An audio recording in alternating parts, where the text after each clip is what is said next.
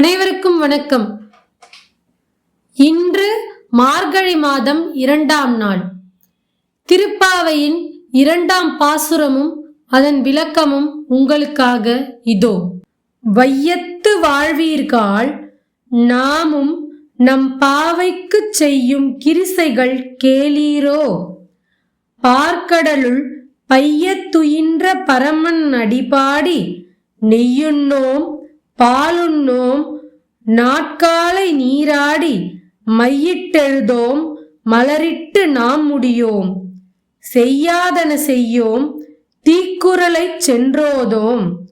ஐயமும் பிச்சையும் ஆந்தனையும் கை காட்டி உய்யுமாறென்றெண்ணி உகந்தேலோர் எம்பாவாய்.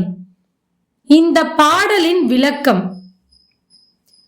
வையத்தில் வாழ்பவர்களே, உங்கள் அனைவருக்கும் ஒரு விஷயத்த சொல்ல போறேன். இப்ப நாம நோக்கக்கூடிய பாவை நோன்புல நம்ம என்னென்ன செய்யணும், என்னென்ன செய்ய மாட்டோம், இதை பத்தி தான் இந்த பாடல்ல ஆண்டாள் நாச்சியார் நமக்கு சொல்றாங்க. பார்க்கடலில் பள்ளி கொண்டிருக்கக்கூடிய பெருமாளே உந்தன் அடி போற்றி அப்படின்னு பெருமாளை போற்றி பாடிக்கிட்டு இந்த நோன்பு நோக்கக்கூடிய நாள்ல நாங்க எல்லாரும் நெய் சாப்பிட மாட்டோம், பால் சாப்பிட மாட்டோம், அதிகாலையிலே எழுந்து நீராடுவோம்.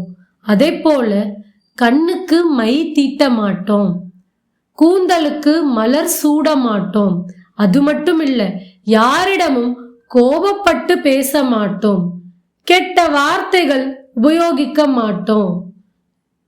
பெரியவர்களால இது தீய பழக்கங்கள் அப்படின்னு சொல்லப்பட்ட பழக்கங்கள் அத்தனையும் விலக்கி வைப்போம்.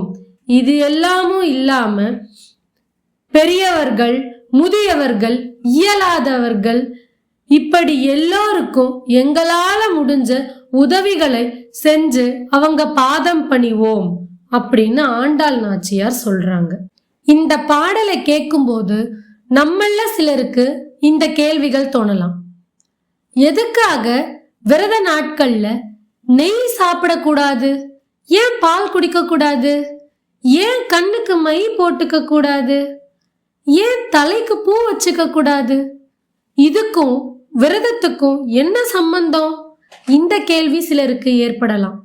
அதற்கான காரணம் என்னன்னா, நெய்யும் பாலும் நம்முடைய நாவிற்கு சுவை தரக்கூடியது, நம்ம சாப்பிடுற உணவுக்கு மேலும் சுவையை கூட்டக்கூடியது.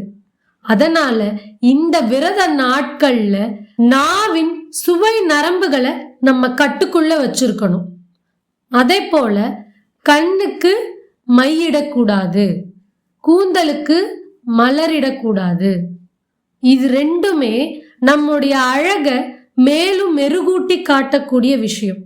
இந்த விரத காலத்துல புற அழகுன்னு சொல்லப்படுகிற நம்மளோட மேனி அழகுக்கு முக்கியத்துவம் தராம, அதாவது நம்மளுடைய நாவின் சுவை நரம்புகளுக்கா இருந்தாலும் சரி, நம்மளுடைய புற அழகா இருந்தாலும் சரி, இது எதுக்குமே முக்கியத்துவம் தராம ஒரு மனதா இறைவனை மட்டுமே மனசுல நினைச்சு துதிச்சுக்கிட்டு வரணும் அப்படின்னு ஆண்டாள் நாச்சியார் நமக்கெல்லாம் இந்த பாடல் மூலமா சொல்றாங்க. அடுத்த பதிவில் அடுத்த பாசுரத்திற்கான பாடலும் விளக்கத்தையும் பார்ப்போம்.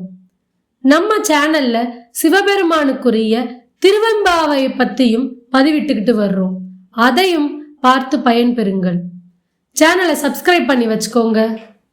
நன்றியுடன், சௌந்தர்யா கபிலன்.